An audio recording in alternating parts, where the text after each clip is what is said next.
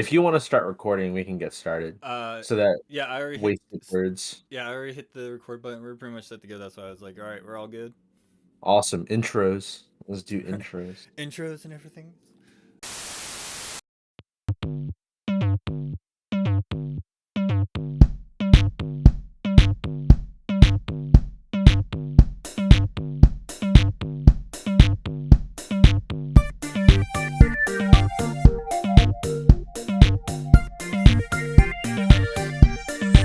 But yes, hello everybody. Thank you for coming back to yet another episode of Gloving Table Talks. And I am your host, A Glover, and here with me are other Glovers around the United States. We got Josh, aka SteamBoy. We also got Dustin, aka Snaps, and as soon as Mckinnley comes back, We'll we'll have also have. McKinley. We lost him. 5 minutes later. That's very possible. When he gets in, he'll get in. But Oh. Peter, would you like to introduce the topic of the day? Yes, I will gladly introduce the topic of the day. So today we are going to be talking about gloving technology, and this is where things are going to be very interesting because it's not only just the lights that we're going to be talking about. We're also going to be talking about different diffusers and casings and other accessories because, surprisingly enough, that actually has effect on. McKinley said he wasn't ready, so he's eating. So he'll be back when he's done eating, I guess. Ah, okay. That's okay. That's totally fine if he wants to do that. Doesn't want to show himself eating on camera. I can only relate. But yeah, so if you don't know already, I already released a video on vortexes that kind of covered this part of the topic pretty in depth, but I'll just summarize it here. We had many different iterations of glove sets come out. We had the pre-wire set, which is your lowest cost to produce type product. Then we had the microlights come out, and we had various different iterations, different styles, and different chip sizes and all that stuff that came with that explosion of the market, which led only into prog chips, which are programmables. And then, of course, now we are seeing the next iteration being wired tethered light glove sets, being the vortexes. So because this is like the timeline that we'll use, right? Yeah.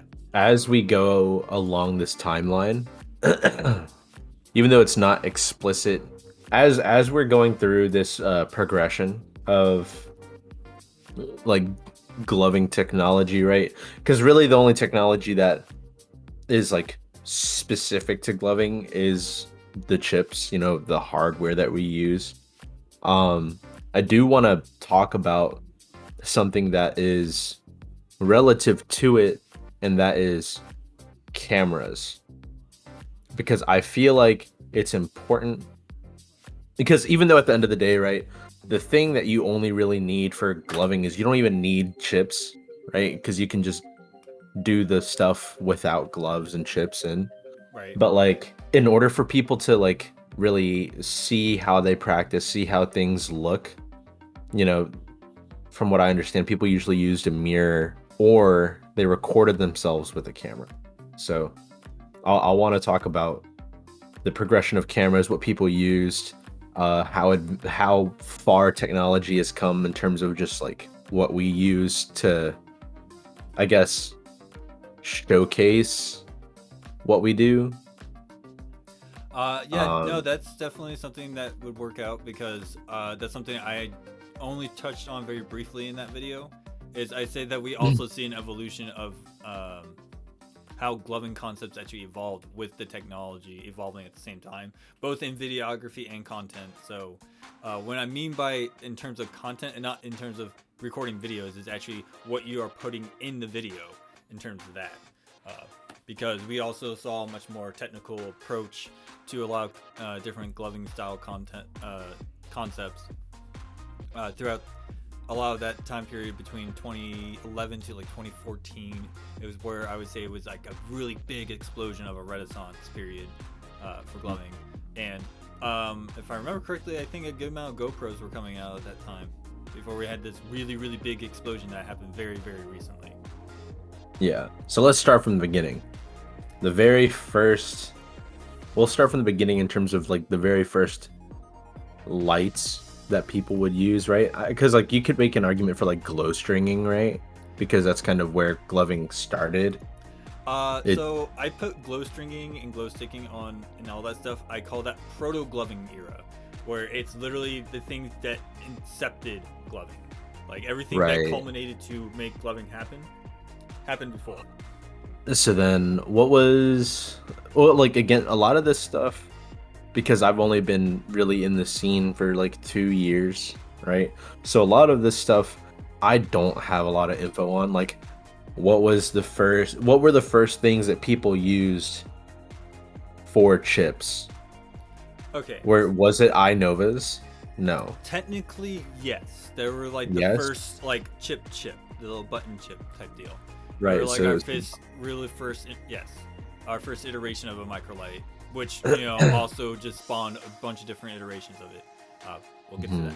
So besides the pre-wires, we had things called E-Raven strobes, which were literally a bulb that had its whole prong. It wasn't clipped. It was actually bent and shaped to have two batteries sitting in it, and it had a little on-off switch that was made out of plastic. So the casing just held everything together, and you literally had a switch to turn those it were on those and little off. blue casing things, right? Yes. So they also had little keychains on it. So these were really, really popular party lights that you can buy at like the convenience stores really easily. And I'll even show it up on screen. Hermes, for like the light show that everybody knows Hermes from. Like those were 10 E-Raven strobes. That's an expensive glove set nowadays. Yeah, it's kind of funny to sit here and think about it because they're with gloving technology spawned a collector's market, and that's something I also would like to touch on in this episode too. So as also, with most hobbies, we should probably also just quickly mention like the fact that like around that time with the Ravens too, like I mean, because Ravens did have a chip, right? If I'm not mistaken, but like most of the stuff that people were using were like analog, like party lights, stuff like the photons, right? Where it's literally just like a prong and a casing, and it's like a little plastic switch that when you flick, it literally just pushes like the prongs together, right? Yep. Yeah. The drop series, the very first drop light from Liquid Emotions was basically just a plastic casing with a little plastic switch that just pushed the prongs together. So it also had screws, so you actually had to have the little like eyeglass screw kit with you to take it's it apart. The one for tech decks, bro. Yeah, exactly. I had friends who did that. So that's where we first started, was literally just putting batteries and light bulbs together before we actually really started using like chips that actually have different modes. And the iNova series is what really brought that to the forefront. So it's like if you think about it with the iNovas, it's very simple mode changes. You got high beam, low beam, and blinking. SOS. Yeah. So you had a rudimentary like introduction to having chips with multiple modes on it. And then that's when we got like the Micromax series, Drop 2s came out. So like now we have the Bit series was another one. I don't even remember what the Orbit Light Show one was called, but they had their own as well. There was also I thought Orbit Light Show like basically just also sold Micromaxes for a long time. They did. Hold on. I have something. Hold on. Where is it? I do remember something called the ArcLight series. I don't know. That came way later though, and that was a programmable, I think. Was it? Okay, because I was trying to find more information on it to put it in my Vortex video, and I couldn't find it anywhere. Like I can find light show videos, but like no product descriptions whatsoever. So it's like, why? I mean, it was in my memory. I knew one dude who had an ArcLight like set, and they were okay, but it's definitely like one of those sets where like the only people that had it were like people who really loved Orbit Light Show. Yeah, like huge diehard fans of the company, which that's something that also kind of happened as well. We had some major fans. I was a huge fan of here we go. OMG lights. I really liked them. They were a lot of fun for me. So I had bought this bag of miscellaneous chips from insert name redacted. And he was selling. I bought it because it was $20, and it had an E Pro in it, right? So one E Pro, $20. Like that's a good deal, and it comes with all these other chips. And a lot of these are like old as shit. Like this is a TLERS. Uh, let's see, because you guys mentioned orbit light shows, and one of these is an OLS chip. Yo, these are weird. Look at this battery arm, bro. Yeah. Oh, that's I think that's an SP2 and SP3 from Coin Pro. Yeah, this is Coin Pro AC1 on the back. But yeah, like I know nothing about some of this So I'm gonna say this about Coin Pro. It's funny to me that so many different companies had, especially before like the Elight series came out, right? Like during like the whole Micromax era, it's so weird to me personally that there's all this like company like That's a weird looking chip, loyalty. dude.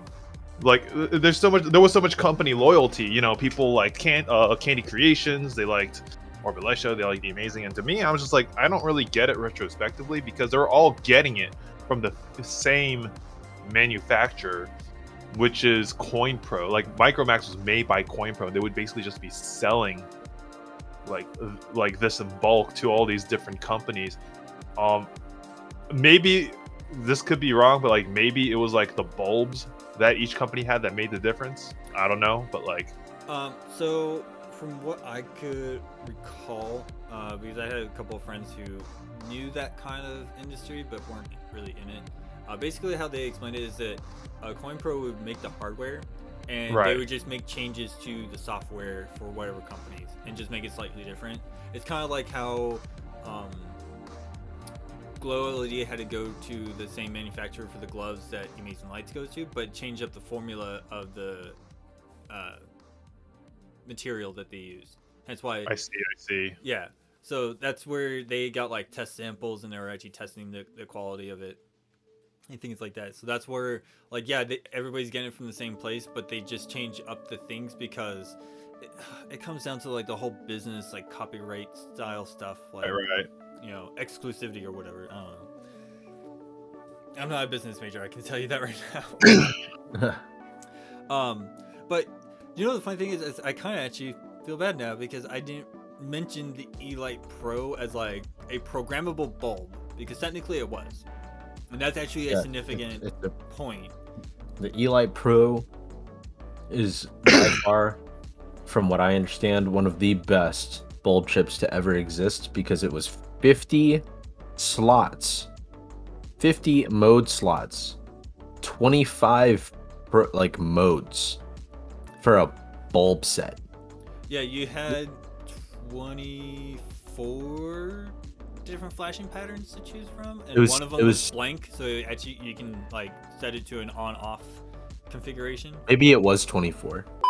The EP contains 24 of the best gloving modes selected by top glovers. I don't know. Cody has the set.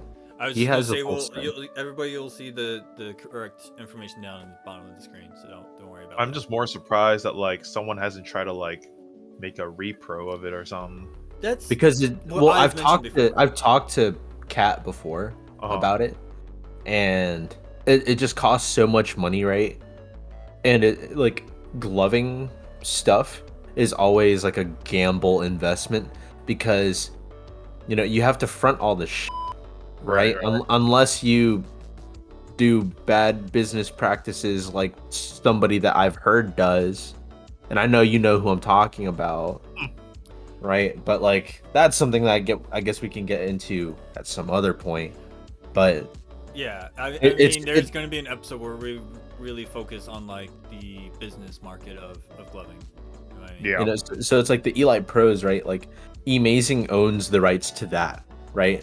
But whatever chip manufacturer that has that, they have it like ready. If Amazing decided to buy more Elight Pros, right? They could just do it. But it's expensive. I think Kat was telling me that like it was some like for all the units, that he would get, it costs like some couple grand, and he would only get like 200 sets. 200 sets, so like 2,000 units, right? It costs like thousands of dollars. I don't remember. I know Shane was like throwing ballpark numbers when he was kind of like talking to me about like what he would have to front just to get like a big batch for his vortexes. So I totally understand, but to me it's just like there's certain things I like. Then again, okay. But keeping in mind that Shane's not a necessarily, he's not a glover. He's more of an orbiter. That's where he usually comes from. So his understanding of the gloving community is like from his experience with Amazing Lights. So I don't blame him for not thinking that what he was bringing to the table was going to be huge. To the point that a lot of people were going to buy it. I mean, to be fair, I don't think a lot of people expected it to be that huge, but I think we should save talking about the Vortex stuff for last, for sure. But with that, all that in mind, so coming to the manufacturing processing of like making chips and stuff, yes, it's a lot of money up front, and it is a gamble because you're literally, this is literally what it looks like to have like a free market idea. I think it took Pat like 2 years to sell all 200 sets of his chips, or to move them rather, because some of them he would give away, some of them, you know, he would cut major deals on. So like, 200 sets, and it took him 2 years to sell 100 sets. So it's like, yeah, people would definitely buy an Elight Pro remake, right? But like, one, it'd be so expensive to even get something like that, because he was telling me that it also costs money for them to program new modes, right? Like if he wanted to take his Cat 5, he can flash it onto whatever kind of board he wants for free because it's already programmed. But if he wanted to program different shit, it costs a shit ton of money to do that. Yeah. And and I assume that's kind of where, I assume that's where it all really started, is just people just trying things out with these companies and then pushing product out like the Micromaxes, right? Yeah. Because the Micromaxes are kind of like the grandpa chips, right? Like the Inova emissives and the Micromaxes are basically the grandfathers of the bulb market.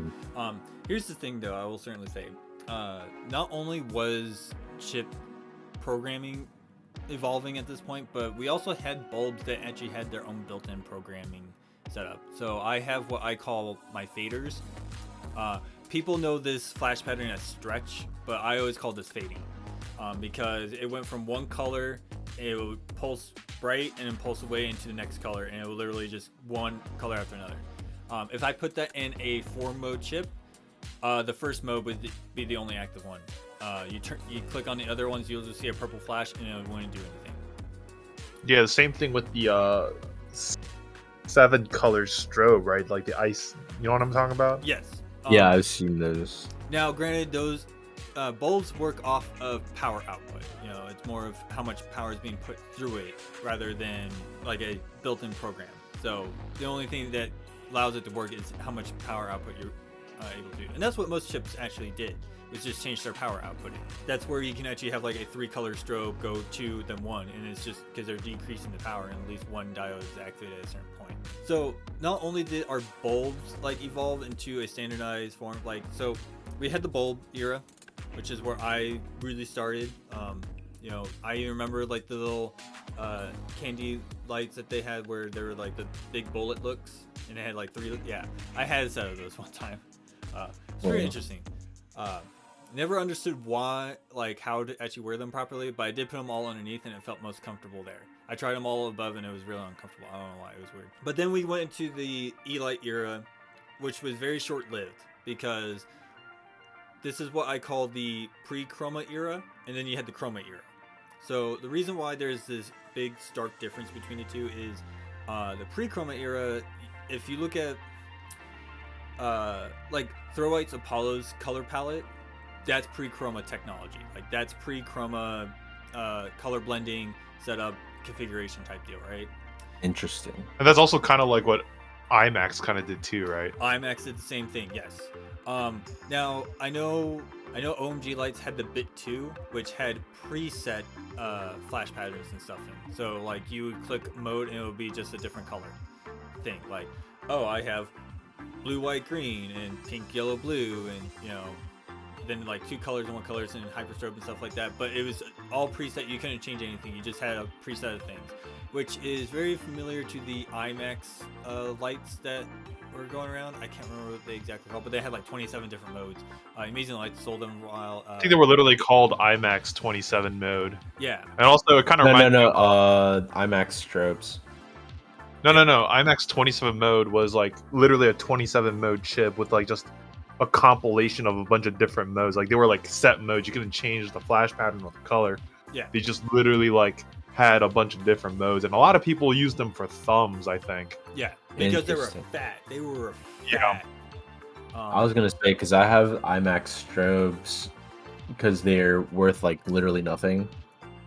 Yeah, a lot of people use them for burners now, I think. Yeah, because it's just 3 colors and it doesn't sit like that's the crazy thing. Like an advancement that I saw within gloving tech is like the capability of saving your modes, right? Right. These IMAX strobes, like when you take the battery out, Yeah, they're gone, right? you have to redo because all you have to do at the IMAX strobe is all you have is setting colors. Right. Like, all you can do is set colors, but it has like 30 colors to go through, 30 different variations. Because you can put like certain tracers on that are pre-programmed into it. Yeah. But I couldn't imagine being like, yeah, I have this set where it's like the first color's, 20 clicks in, and then another one's 15 clicks in, and the next one's 27 clicks in.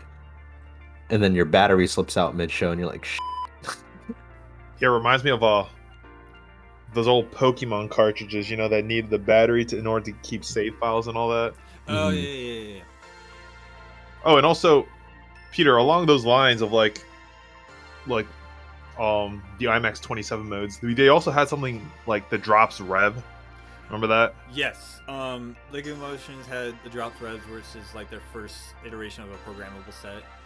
And that one was really interesting. So how that one worked, instead of like having preset colors that you click through, it had a color wheel chromatic effect. So you just click it and you watch the color go from red into green into blue, and it would like cycle through like a chromatic effect. And you just like go at a certain point if you wanted that color.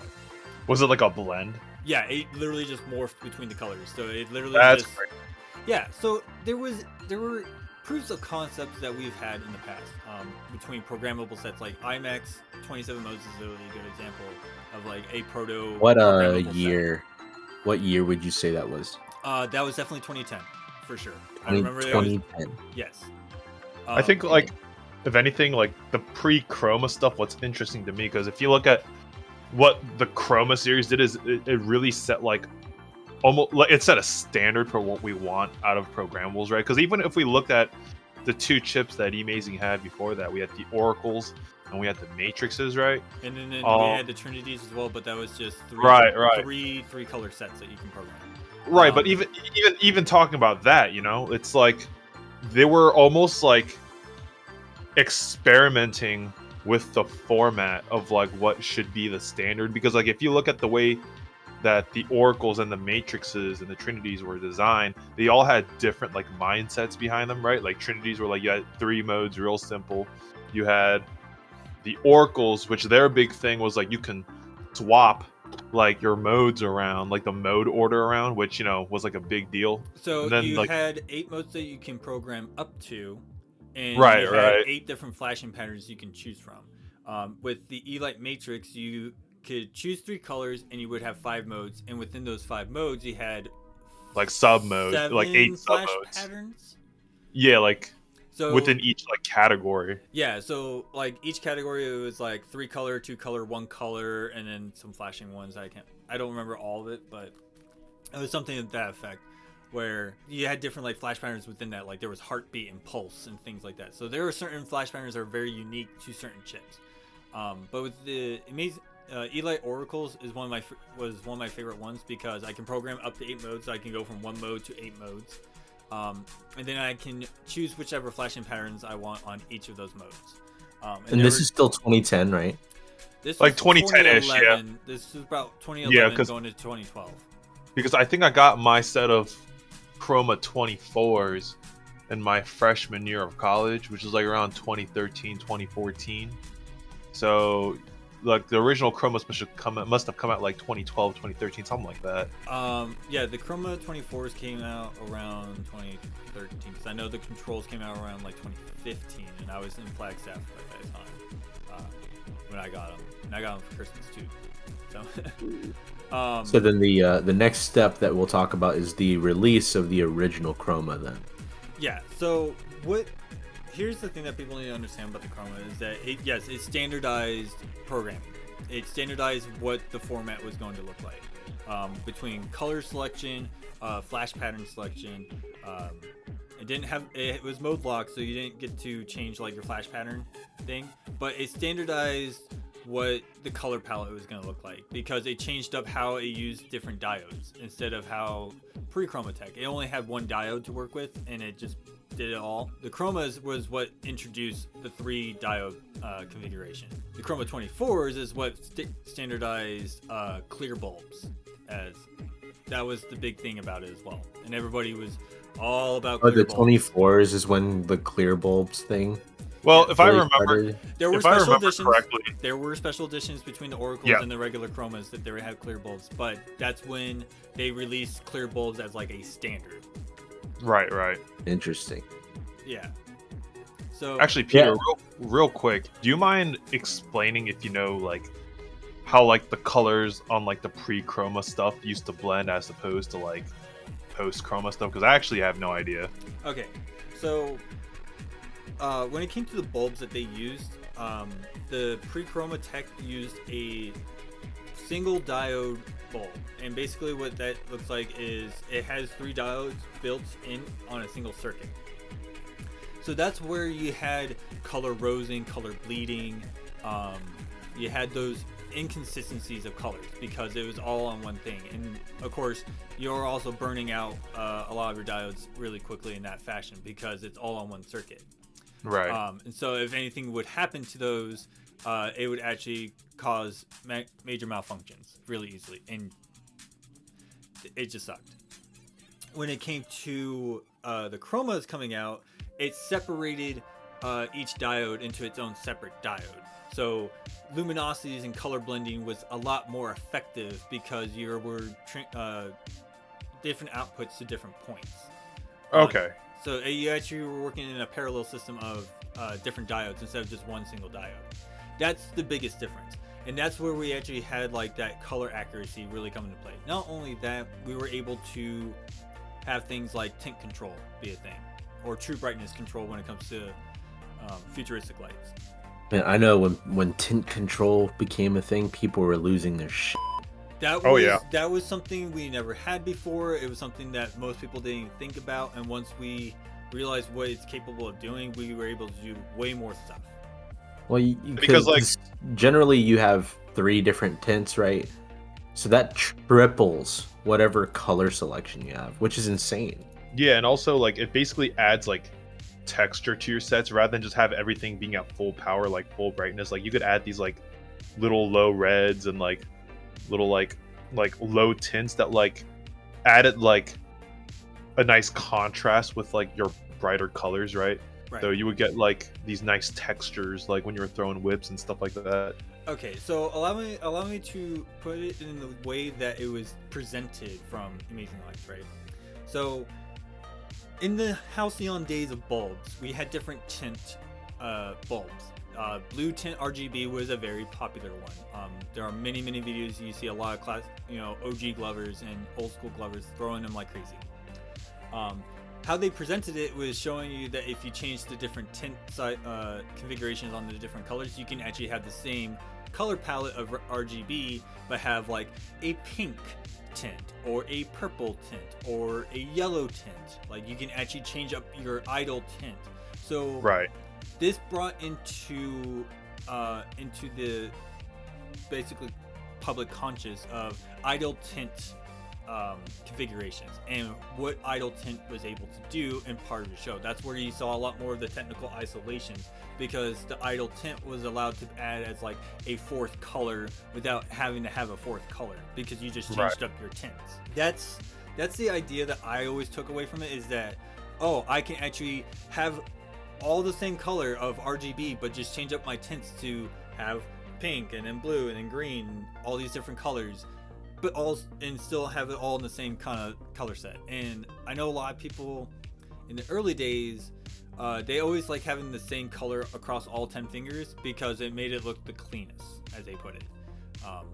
Because it all blended together, so it looked like just one solid thing to them.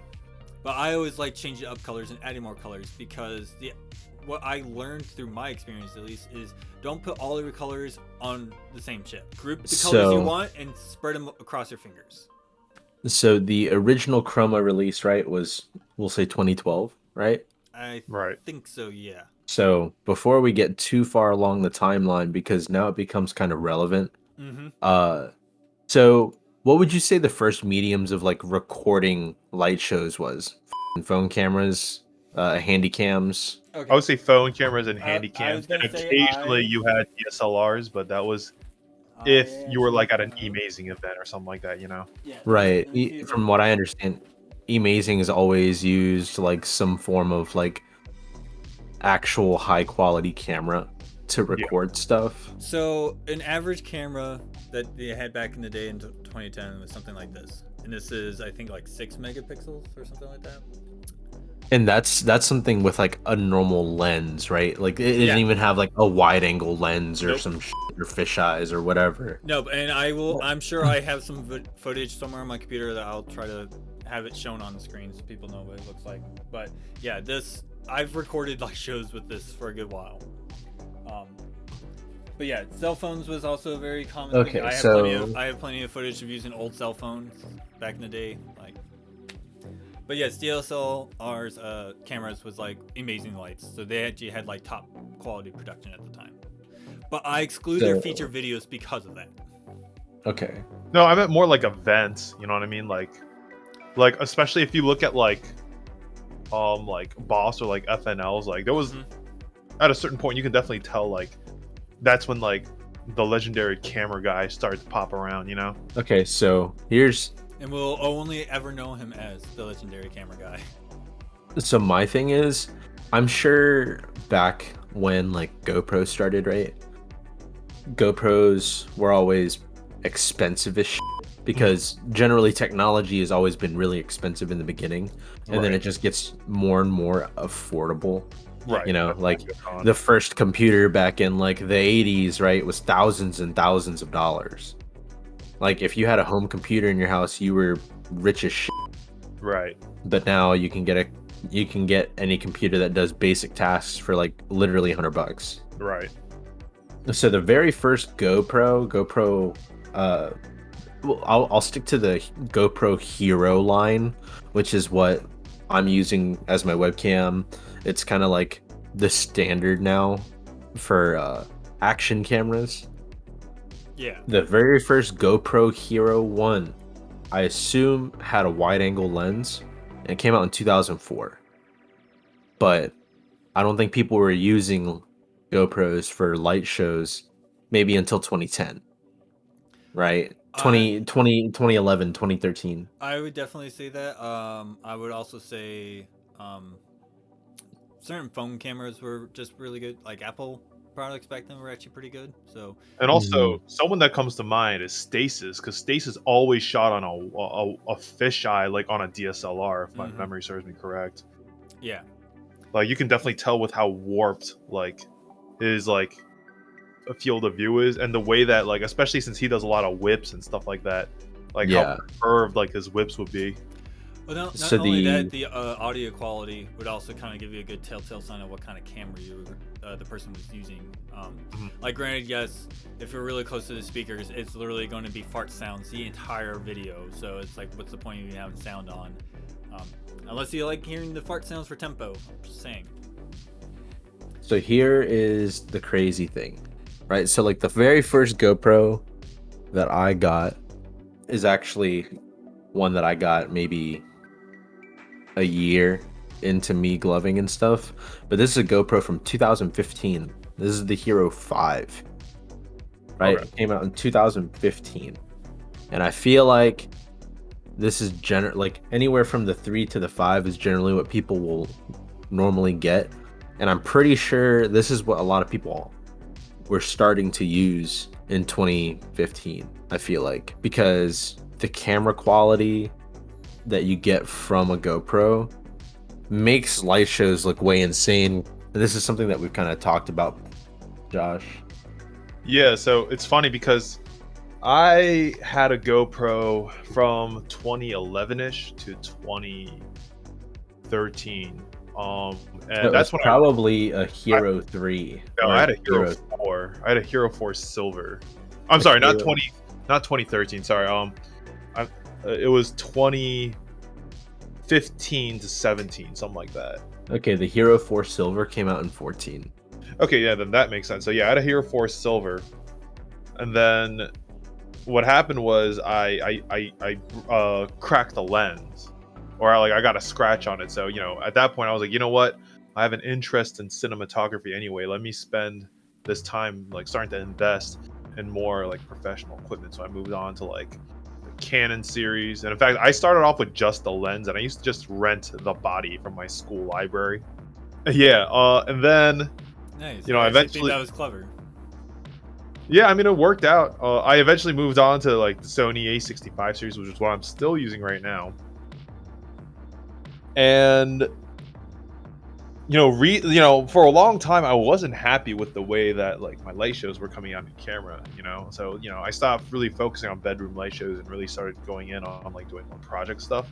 And then recently, what I've come to realize after recording with Dustin is that for pure bedroom light shows, that perspective on a GoPro, how wide you can get while still being kind of flat as possible, you really can't beat that for gloving at all.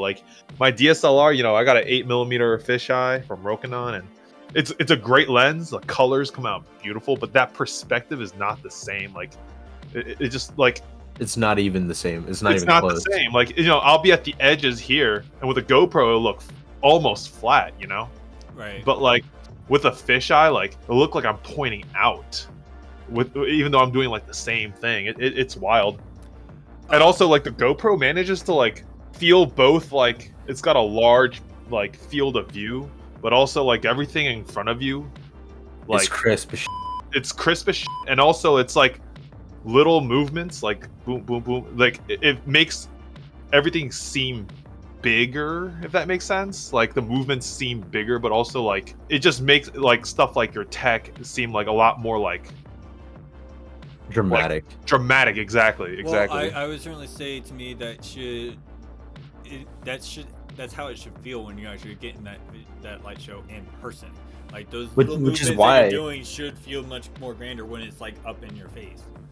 Which is why I feel like GoPros and really any action cameras, because there's a lot of brands that kind of try and do the same thing. Imitators. Ish. Imitators. I feel like that is such a good standard for people to record light shows with, because that's when we get the natural progression of concepts and online competition.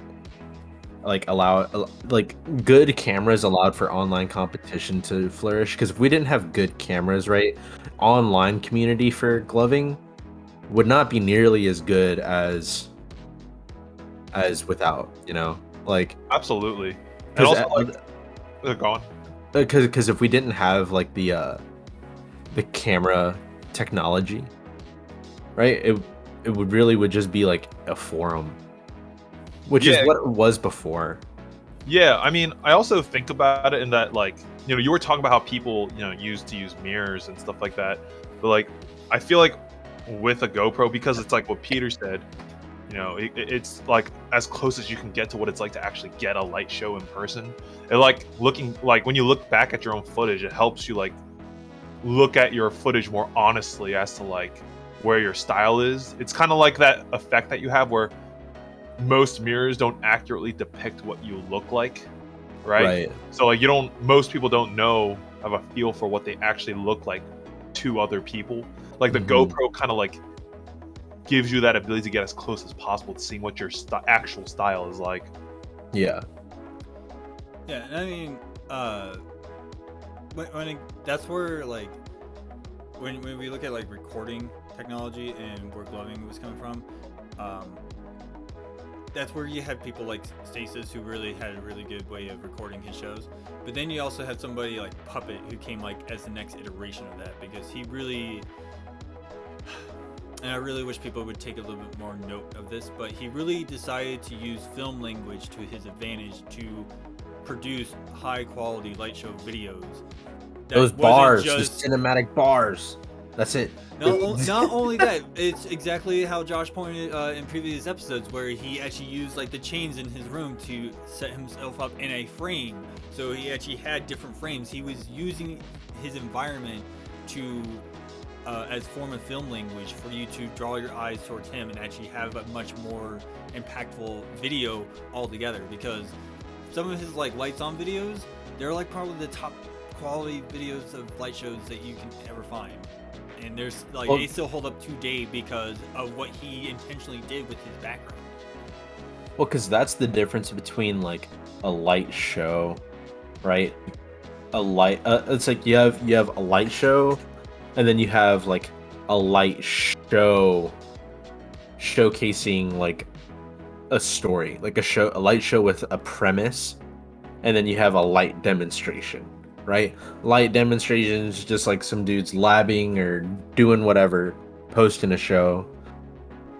And I agree with you. Like what Puppet was doing was utilizing his resources to create something that was more than just him wiggling his fingers in front of a camera. Exactly. Yeah. And also, I think one thing, if we're going back to GoPro specifically, that have really allowed for like Glover's doing like kind of like project or like more like concept style videos, is that because they're action cams, they're meant to take in like large landscapes and environments, and with the perspective that Glover's need, which is being right in front of the camera and doing all the stuff we do, taking up our space, it still showcases a gorgeous background, like these gorgeous valleys and gorgeous forests, and really allow those environments to shine without compromising like the perspective of the performance. You get a nice balance of the two.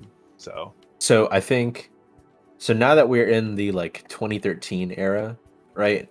Because that's when GoPro really started. Like I said, the first GoPro Hero was in 2004, and then the next model didn't come out until 2013. So 2013 era, we have the Chroma 24s, or still the original Chroma? We should be hitting close to the 24s by now. And yeah, I think we should also probably mention like around this time, this is around towards the like the swan song era of like Orbit Light Show. So this is around the time they released like arc lights, I think. Yeah, the arc lights came out. We also had the drop revs and drop threes from Liquid Emotions. Also the era that like Coin Pro is kind of in their swan song, so they have the SP line, which to be honest, I loved the SP line. The SP2s, I was rocking that for a good while. And is that what these fucking things are? I'm pretty sure those are SP2s or SP3s, but I would have to look at them in person. But yeah, like it's got a weird like claw that's like diagonal, right? Yes. Yeah, that's either 2 or 3. But it like, if in my opinion, like the SP2s like low-key pioneered a lot of stuff. Like I'm pretty sure they were the first ones before like Chroma controls that let you like move around, like for each slot pick both your colors and your flash pattern. They didn't have tint control until SP3s, but SP2s, colors and your strobe patterns. And I was rocking them for a good while, especially back in high school and early college. So I had a lot of all those. Yeah, so there, this is okay. So 2013 was like one of the biggest heydays for Amazing Lights. They were coming out with like the Chroma 24s. They were literally dominating. 2014 is when we had our first major paradigm shift, as I call it. This is when we literally had probably one of the biggest shakeups to ever happen, and that was the Kinetic being the introduction of the accelerometer. And I mentioned this in my video as well, that what this provided was not only us to look at how we operate our lights just based on our moving our hands, so like speed control actually became part of the forefront of everyone's mind when the accelerometers hit the market. But not only that, is just they added new features in there that people didn't realize like were quality of life improvements that we needed, like the flick feature. I honestly think every programmable chip should just have the accelerometer just for the flick feature. Like if you don't want to have an Excel chip, just so you have a way to go back and forth on your slides. So the first Kinetic chip was the Elements, right? No, the very first motion reactive microlight to hit the market was the Kinetic. No, that's not true. The first one to be introduced to the public was the Kinetic. Amazing beat it to him with the Elements, if my memory serves me correct. Well, I know that Futuristic Light was doing a Kickstarter. And, right. If my notes serve me correctly, I remember it was like near the end of 2014 that they were doing, like they were showing previews and like demos of it, but it was like join the Kickstarter so you guys can get like the special edition set. Because the people who donated to the Kickstarter would have gotten the limited edition Kinetics that had the meta mode. So meta mode was a thing from the very beginning of the accelerometer era. What is meta mode exactly? Meta mode is the one that it changes its flash pattern based on your speed. So you had your color selection, so it went from a very blinky set to all the way up to DOPS. Right. Okay. I would certainly say you can definitely see this massive change from like the flash patterns on the Kinetics compared to like the Atoms. The Atoms learned how to smooth that transition out really well, so you don't have like this point where you're doing regular strobe and then you move just a little bit faster and all of a sudden full on DOPS. Rest in peace, the official best Kinetic chips. Because I know Josh be like, when are we gonna talk about the OSMs? You know what? I wasn't gonna be that guy, but you can be that guy for me. I mean, I don't know anything about the OSMs. I even mentioned that in my video too. Put a link, because I know this isn't the first time you've talked about like history of chips type thing. Right. So you can put this is the point in the video where you can put the link like right here, right here. Right over there. If I'm on the or maybe over where Josh is pointing, wherever, dude. Like, click that link. It's gonna be right over here, guys. All right. The thing about the accelerometer things is that people don't understand is that it literally was a chip that literally just reacted to how you were doing your movements. So it allowed people to really sit there and think critically about their movements and how it was going to affect what their lights are going to look like. Still to this day, I have not like fully mastered Geo Mode, and it's one of the modes that I've been obsessed with when the accelerometers came out ever since. One of the best defaults on the SE Atoms is the Geo Mode one, the red, blue, white one, and when it blends, that red to blue will be like a nice pink. Yeah, they added that blending effect when it came to the Atoms. You didn't have that with the Kinetics, but I also liked how the Kinetics did it, where it was just like blue, all of a sudden green, and then red. Like, it was actually kind of cool to see that, because then when you saw it in motion and stuff, like it went into its regular 3-color strobe, it blended really well in my opinion.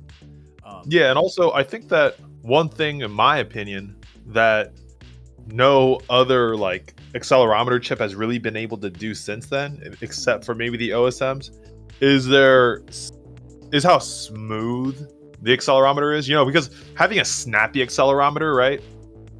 That's relatively easy. That's just like a threshold thing. Before you get to this threshold, it'll be one color. When you hit it, it just snaps into another one. Especially when you look at stuff like Geo Mode, like their ability to have like a smooth accelerometer, like being able to tell like which direction it's all in and be able to like do a smooth gradient, that is still not really being done by any other company, which kind of makes me sad, because like FL is like slacking and like low key like on their way out or whatever. So one of the things I was trying to say, like we haven't even touched on like the elements, since they kind of like they technically did beat them to the punch, but I always say that Futuristic Lights was the ones that first came up with it. Like they had the proof of concept on video, so Right. Amazing Lights will never take that away from them. But That's fair. if you have ever played with the Element V1s, oh, they were really buggy. Now, granted, yes, there's massive amount of controversy behind the history of the Element V1s, you know, between the engineer and the company and all that stuff. I don't really think we need to get into that, but yeah, I just thought it was kind of crazy of how quickly they pushed to get it out there.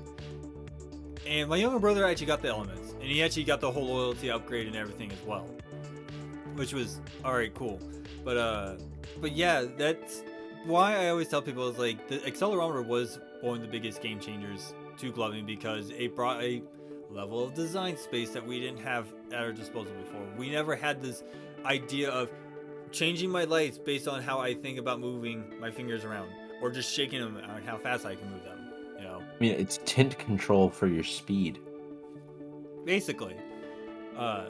which is insane. Yeah. So that's one major landmark for gloving. And this is where things kind of started to... We got two iterations that came into play that really changed things, but due to the nature of the history of these things, it's kind of hard to sit here and say, yes, it was super successful, because basically when it comes to the OSMs, I call it, they got the Tucker treatment. If you guys know who I'm talking about, it's a very famous car developer, the Tucker Torpedo. It's the one that the center light actually moved when your steering wheel moves. There's a whole movie. It has Jeff Bridges in it and stuff. Definitely recommend watching it if you guys want to understand how free market capitalism works back in the day with the big three car companies at the time. This is like, that was kind of the thing. OSMs brought open source programming to gloving. And of course, between chip-to-chip communication and the Bluetooth transfer, streamlining the programming process as well. You know, so that's pretty much like the only two major historical points. But with how OSMs and Amazing Lights went down, yeah, it's kind of hard not to talk about the controversy of it. You know what I mean? Yeah, but you know, we can always get to that when we do like the business episode. Yeah. But in terms of the chip itself, I will say, as a person that hasn't owned OSMs before but saw them in person for the first time, like in terms of kinetic chips, that is the best kinetic chip I've ever seen. Like the OSM2s were the most. Yeah, the OSM2. They had the XL, right? Yeah. They Yeah, actually the OSM2. both had the XL, Oh. but yeah, they both had the XL, but the OSM2s had better accelerometers because I think the first one was partially hardware and partially software. And OSM2s, I think he improved it. And also that's when the Vector program came out and really let you go in there and fine tune the accelerometer. And I think that's what really made the big difference, because like, you know, with the atoms and like the kinetics, like the accelerometer is set and they did a really good job fine tuning it. But because of the fact that you can go into the OSMs, change the numbers, and the numbers would be consistent. Like, they would be consistently programmed among all 10 chips. As long as all the hardware was consistent, like, that accelerometer was going to be consistent across the board. And because you set it to the way you move, right? As long as you're willing to put in the time to put the numbers in that made sense to your flow, it was going to be perfect. Right. So it's one of the things when it comes to like watching how gloving technology evolved over the years. It's insane how quickly we were able to get there. But then this is where we had like the first major incident happen that caused a lot of people to like second guess making products, because you know we had the whole patent issue, which we'll get into a later episode. But I think now, since we've gotten to this point and we had the Bluetooth transfer, you know, which though that stuff had its own set of problems. One other piece of technology I do want to touch on is the ECharge Pack and how Right. that Which leads us to our latest iteration. But the thing that I love about the recharge pack is that it was a proof of concept that we can literally have rechargeable batteries in some fashion.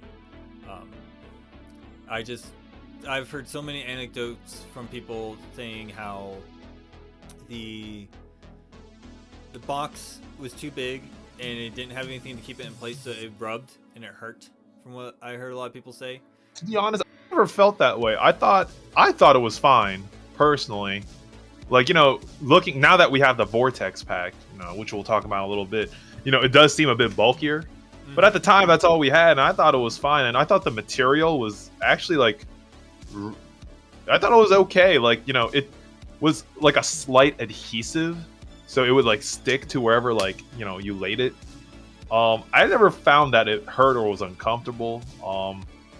If anything, sure, like it's different because, like, you know, you had wires going through it and all that. Yeah. But I never felt like it was like a big deal. The only time I really had problems was the fact that a lot of the chips I was using it for were not amazing chips, right? So, like, you know, like their battery, like their supplemental, like little battery thing was like specifically designed for Elights. So, like, if you wanted to use it for anything else, you had to solder it on there, which is what I did to my OSMs. But yeah, but you're right. It was a proof of concept. Like, to this day, no one else has made like a battery pack. But also, I think that's like a market thing because, like, a lot of people didn't give that first iteration like a big enough chance. Like, they were like really adamant against wires at the time. Yeah. So the other thing is, as well, I've heard other people talk about how it did feel constricted. And it's just because how they set up the wires. You know, they all came from a single point and then spread out that way. When if they actually, as the box was like, what, about that wide, right? yeah, if they spread it out, yeah, if they spread it out just like how the Vortex looks now and it has that setup, it probably would have changed a lot of people's different opinions as well. But I also heard that the wires didn't last very long, and that as another huge major point towards Vortex is replaceable parts. Because they didn't sit there and go, oh yeah, well these are going to break down, so people are going to want to have them replaced. Well, they're going to have to replace the whole thing. So that was a huge mark against it to a lot of people because it's like they're making me have to buy a ECharges? Yes. Yeah, we're talking about ECharges.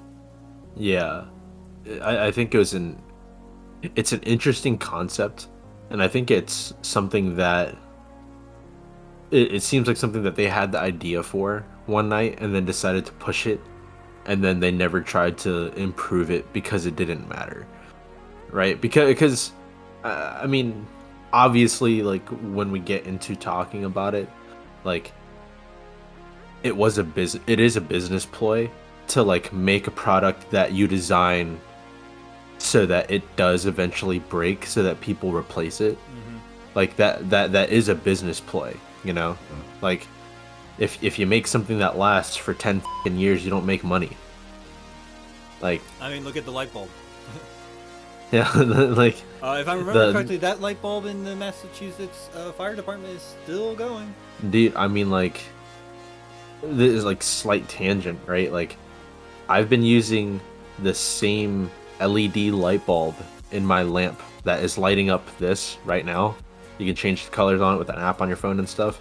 I've been using it for, I want to say 7 years consistently. Like, I don't use the light in my, like, the light for my room. I use that light, the lamp, and I've used it for 7 years, and I don't think I'll have to replace it at least for another 3. And it's a light bulb. That's crazy. Yeah, so there's things of that nature. You know what I mean? And when it came to the ECharge Pack, like, the one person I remember who was a major advocate for it, and if I remember correctly at the time, this person was also sponsored by Amazing Lights, UV Flow. He was a big proponent of it because he always talked about if you're somebody who changes their modes like all the time, like go and reconfigure your colors and all that stuff a lot. He's like, these things are a lifesaver because you save so much on batteries. Because he says if he was going to an event, he would actually take out his ECharge Pack and put in batteries, so it like elongated his battery supply. I remember seeing someone talk about ECharges, how they're good for practice too, Yeah. because in terms of gloving, right? Like, it's good to just have for practice, because it's good to have your lights on when you practice if you intend on like manipulating your lights more so than like doing intricate shapes. But then even then, like, you'll still want to try and make sure it looks how you want it to with lights on. Yeah. So. But when did the ECharges come out? I don't. Let me double check. Is that 2014 era? Around there, yeah. So at this point, we haven't even hit the controls yet. The pinnacle of programmables, in my opinion, and most people's opinion, I feel like. They posted a video about it October 23rd, 2015. So, yes, we were actually in the control era right now. Really? Yeah. Because the controls came out 2015. And that's when it just pretty much just was like, here is the full capabilities of the controls. Like, that was like its final iteration. Mm-hmm. Besides the Chroma Evos, but I'm not going to get into that. To me, I feel like this is the point where I felt like Amazing Lights was at its peak in terms of making gloving products. The Element V2 was like foreshadowing what was coming, in my opinion, with how that debacle happened. But, you know, futuristic lights really started to rise to prominence at this point. They also had the Aethers come out. Then they had either the Atoms or the Ions. I want to say the Atoms. No. I feel like the Atoms came out and then the Ions came out. Yeah, so yes, that is right. So the Atoms came out and then the Ions came out, and the reason why the Ions came out was that they wanted a good beginner product. So that's why it's mode locked. That's why it only has 8 modes. You can't change flash patterns. But it also had things that the Atoms didn't have. Like, it had a randomizer. It has chip-to-chip communication. Was very unique to it as well.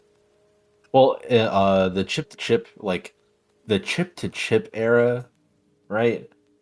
Like, I think it was commonplace among all the chips that were coming around that generation, because having chip-to-chip transfer was, I think, insane in terms of efficiency, right? Like, it takes you, the average time it takes to program a set of chips, all 10 chips to how you want, and this isn't even talking about how much time you put into thinking of the set, right? Well, Take you like 2 minutes. The time that it took you to configure like what you wanted to make, like writing it out, and then taking the time to actually configure it, and having all the little tricks like what Teddy taught with like grabbing 4, having 2 lights in each clamp, and literally programming 4 lights at once. I've done that numerous times. That's how I've always programmed my sets. That's how I program my controls still. Yeah, it is literally, we're just like, we've learned our own little tricks in But the chip to chip, specifically on like the Atoms and Ions, because all you had to do was turn them on, turn them off, and then whatever chip you wanted to transfer, you just hold it till it turns white, and it's on transfer mode. And all the FL chips with chip to chip, they have a built-in system where when it's turned on and off, it's automatically in receiving mode. Yeah, and it's a 2-minute window to receive it. Now, so like you just do that, and you just slowly swipe them across each one until they blink, and then you're done. So to give a little context to people who don't understand how chip to chip works, it's literally a sensor that reads light. So it's the same kind of sensor that they use for speed cameras, right? Where they can actually measure the speed of a vehicle, right? Because it bounces light off the vehicle and receives it back, and it measures it from there. What the sensor does, it looks for the light, and the light is literally projecting a code at it, like Morse code in a way, but it's more binary. And it just takes a little bit of time for it to actually catch it. So they made it a 2-minute window, which to me is not really that great because it's too long. For people who don't understand, for that sensor to actually see and read that code, it needs to use a lot of power to process what it's seeing, because it's working off different luminosities and stuff like that. Not only that, it has to process out all the ambient lighting itself. So that's one of the things that people don't really realize, that as chip to chip was great, the technology that they use, which is already was established for like a very long time, was very old.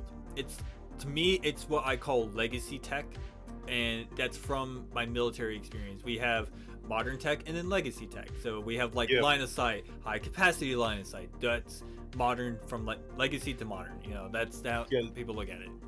So so if you guys want to know how insane it is, the fact that we're using that technology, at one point people thought that we were basically going to use that technology, which could be dubbed li-fi, like kind of like Wi-Fi but light. Yeah. People at one point thought that li-fi was going to be like the main source of like long distance like information transfer, and like people thought that that's what we would be using in our homes for the internet. Like people thought like you would have like these light systems set up in your house, and even if you turned it off, it'd be basically releasing like imperceivable levels of light that could be picked up, and that would have information that would basically give you the internet. Like that's how like weirdly insane the technology is in that stuff. I mean, don't get me wrong, we're not using it now because we found it to be impractical, found better means to do it. Yeah. But still, it's like kind of an insane technology if you think about it.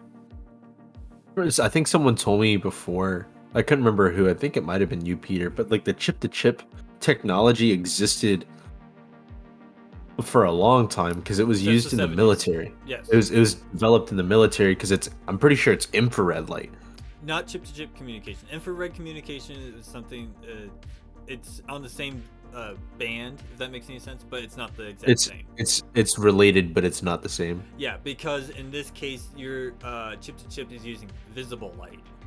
Infrared is not visible light. So, if you, I think infrared is using. I think that's what the vortex is used, right? Yes, they use infrared communication, which is something I'm also very familiar with. The reason why I actually like infrared over chip-to-chip communication is because you're not using visible light, and you don't have to be that close for it to see it. Right? So, to people who don't understand, if you have a TV remote, take your phone camera out, turn on your camera, and point the bulb at your camera. You will actually see infrared light in that fashion because your camera can pick it up. Your eyes can't physically pick it up, but your camera will. That's a lot better because infrared can actually penetrate through a little bit more solid things. That's why you can actually put your hand in front of the bulb and still be able to do stuff to your TV, because it can actually go through stuff like that. Interesting. Okay. Yeah, so that's why I actually really like infrared communication, and infrared communication does not take that much power. And the reason is because if you actually look at light as the spectrum, you know, ultraviolet is super tiny, super compact little wavelengths. Infrared is these very long, elongated wavelengths of light. So that's where you can actually have less power to actually use infrared. When it's much smaller and compact like ultraviolet is, it takes a lot more power. That's why blue diodes will go out first, because they take a lot more power to operate because of that part of the spectrum. Okay. So we're in this 2015 era, right? We've already mentioned chip to chip. Did we skipped over the controls completely? We kind of skipped over the controls. Basically, the point that people need to understand with the controls is that it's standardized, mode reordered, flash pattern change was no longer mode locked. Like mode locked stopped being a thing. Yes, granted, the ions was still a thing, but that was because it was a beginner product, and to a lot of designers, they just say beginners are not really going to need to worry about changing their flash patterns. But I know a lot of beginning glovers always talk to me about doing mode changes all the time, and they actually wanted to have their own flash patterns in whatever order they want. That's why I always loved the oracles, because they offered that before mode reordering was a thing. I've always seen the ions as futuristic lights' take on like the 24s. Yeah, pretty much. I thought they were. I mean, that the ions was they were the first set of chips that I bought, and I have since graduated to bigger and better things and older things like the controls and bulbs. I didn't want to talk about bulbs specifically because that in itself is more of the I don't even want to use the term hobbyist side. I want to use it more as like the I would call it more of the like, what's the word? hoarder side because the collector side, because I've got bulbs all over my room. I've got a box full of them over there, and that's technology that I am pretty unfamiliar with in terms of like how. I they do want to the talk thing. about them towards the end because I think it'd be cool to talk about like what we could be getting in the future. You know what I mean? I mean, Yeah. I know to a lot of people are saying microlights are pretty much at their peak. There's not much more we can do. There's still a little bit of design space left. It's just I agree. the way I always say it's that it only would improve things marginally. Even if they added some of the features that the vortexes actually have that completely redefines a lot of things that I've pointed out even in my video. We can have that on microlights. It's just you don't have to have those working as well in normal operation. And granted, like battery size and battery output and all that stuff, it also comes into effect that you have to keep in mind. Because that's the weird thing with gloving technology that I've seen, right? Because something I want to mention, like, so like it's a tangent because it's kind of the same thing. So like the reason why I don't really want to talk more about like GoPros is because they already set the standard with like the GoPro 5. And everything from that point on is just like marginally better every time they upgrade. So like from the 5 to what's out now, the 10, is a drastic difference. But they had to do 5-6 years of development to get that far, and it was like step-by-step changes from that point. And like the same thing I feel like was with chips for a long time, from the controls, right? Every standard chip, like the control, was only marginally different. And then you have like your kinetic chips, right? Like kinetic chips were marginally different. Like you have the Spectras and then you have the Spectra Evos, right? Those are marginally different, but in worse ways. Like the Evos are worse, right? Because that's when you start changing like the shape of the chip To the nanos. to the nanos, and it's like, the next move that happened from nano-sized chips was Therlight's Apollo V2s, because What do you instead of call those minis? well, because instead I would call them Yeah, yeah, I because guess the original Apollos I call coin size because they're about the same size as like Elight series, but they use a 1225 battery, which are considered nano size chips if they use that. But the size of the chip itself is coin size big. The Interesting. I've never V2s seen are Apollos actually in person. properly nano size chips. Like they're actually the same size as the batteries. Kind of thing. but they're shorter because they use 12/16s. Really? The Apollo V2s use 12/16s. So they're trying to even go to the absolute smallest point of nano. Which is weird. Because It's a bold I mean, move. like, I'll say that. it's because it's interesting, at least in terms of like chip size, right? It really comes down to preference. Because like I don't like the smaller stuff, but then other people prefer the smaller stuff. And I think this is a perfect time to really try and talk a little bit about the vortexes. I'm sure we can have a day where we have Shane come in and we can kind of dive deep into the vortexes. I definitely would like to have Shane on here just to be somebody who talks about manufacturing. There's a whole different side that I don't think a lot of Glovers give credit to, and that is literally engineering and design. And I think that same day we could have Kurt come in too, maybe. Yeah. Well, I don't know. um, That's the thing with. Okay, so when you bring up the vortexes, like I think even though the vortexes technically are smaller for the actual lights, the whole unit is bigger.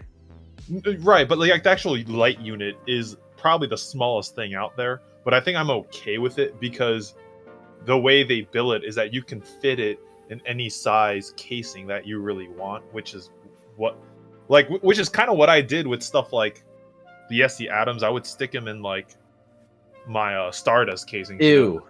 You're ew. You're ew. I You're hate ew. those casings, bro. You can hate it all you want. I'm okay with the casings. They look fine to me. I love have Stardust the, casings. I don't have care the what anyone Apollo says. V1s in them. They're fine. I like them. Like they're like little angular, like little like blocky, like they remind me of like the old SP2 casings. And I love those diffusers, like the triangle diffusers. Like I think they're dope. Yeah, I don't care if I anyone like else that likes. whole diffuser being part of like the whole casing itself. Yeah, like how I the like it, Stardust are so- set up. I think it's great. Um, So The y'all can be boogers.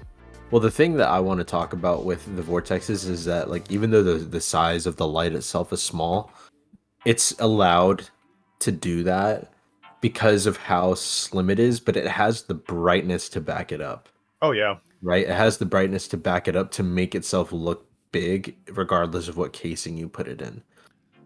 And yeah, I don't know, there's something to be said with like the amount of like freedom. I personally, even though like I've had plenty of opportunity to like try on the vortexes and see how they feel, I haven't.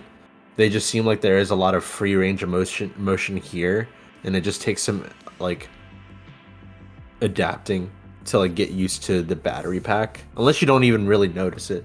It's gotten easier and easier, in my opinion, especially since like my original issue wasn't even with the battery pack. It was with the wires, right? Mhm. But that's kind of where like very recently that advancement has been made, because in the past everyone was like, let's use round wires. Why?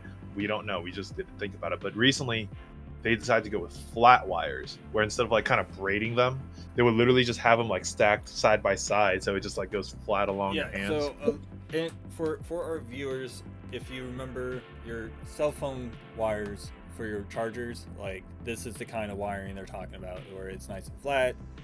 You know, it's all in a straight line. So the bending around the fingers, in my opinion, Yep, is a yep. lot better than what. It also doesn't get caught on your gloves and stuff like that. Yeah, that's the other thing as well. So it's one of the things that I like. I've told it to Shane before when we were first like in the beta phase. I guess is what you. Yeah, we're basically out of it now. But Yeah, we're like open beta, full release, basically. You're in a public test. Yeah, we're now getting our first iteration of like public feedback for it, essentially.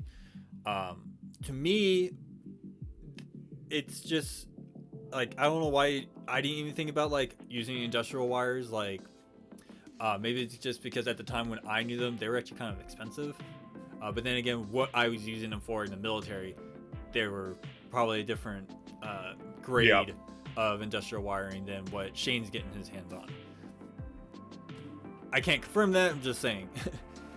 But the thing that I will definitely like, I pointed it out in my video, the three biggest things that this brings to the table that people need to understand is that one, the multi-bulb interface, changes of how programming is going to go going forward in this iteration of a tethered light glove set, which is what I've dubbed that as its classification of what type of product it is. Some people are probably going to call it a wired set. I don't think that's proper, but a tethered light makes sense because it is, your lights are tethered to a single board instead of independent from each other.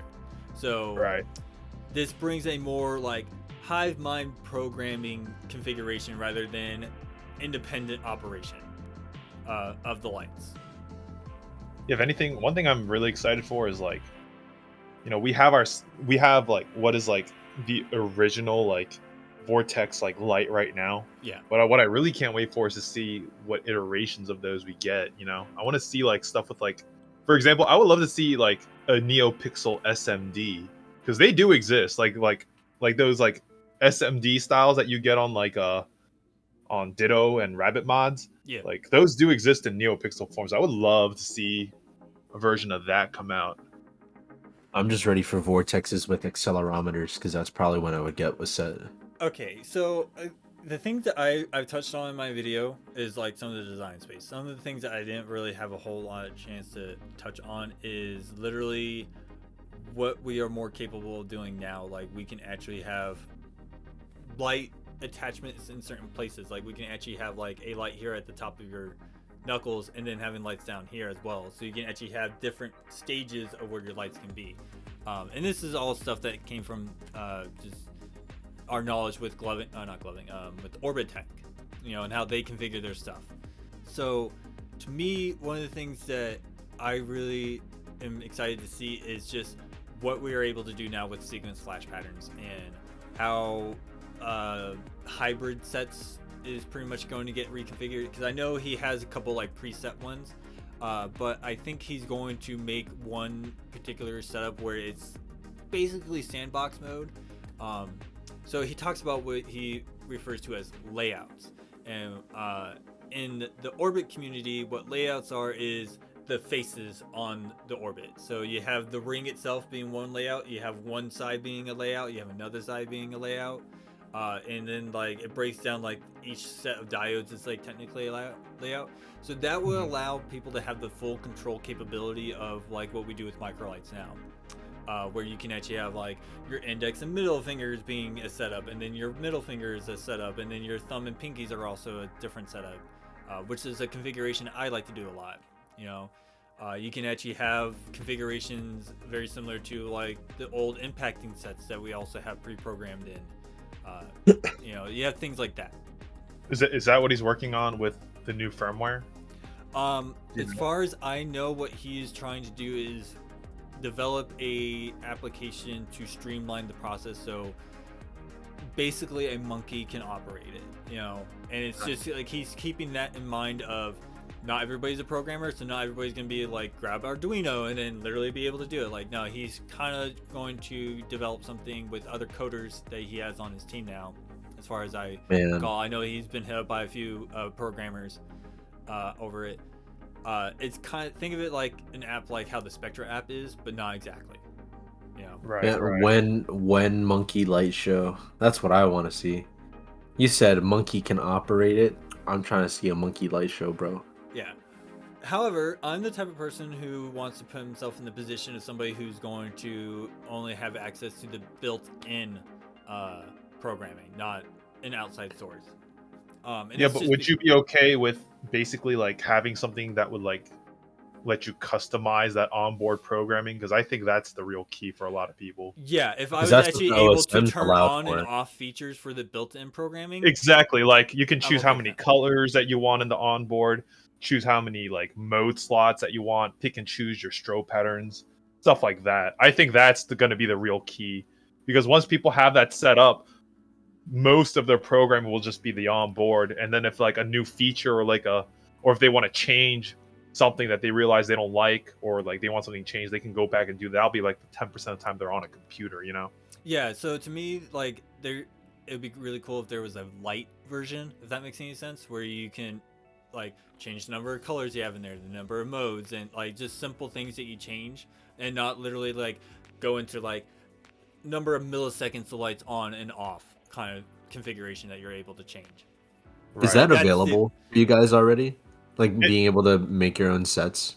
It basically is, but it's basically like you're taking like the code and manipulating it. Mhm. There is a tutorial on one of Materia's streams that showed you how you can like basically like take a pre-existing like mode and then like manipulate it and then putting it into a new mode slot, you know, stuff like that.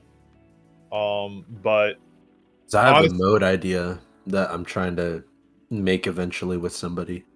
yeah, but I mean, as of right now, I'm holding off on doing anything more with the code. I've made one change, which is changing like the rabbit mode to my liking, and I really like it. But I know that a big thing for this new iteration of the code, which is apparently like 70% done, is like streamlining all of that, so it'll be easier for people to go in and change the numbers and all that. So I'm kind of It's waiting on that. 70% done at the time of this recording, just FYI.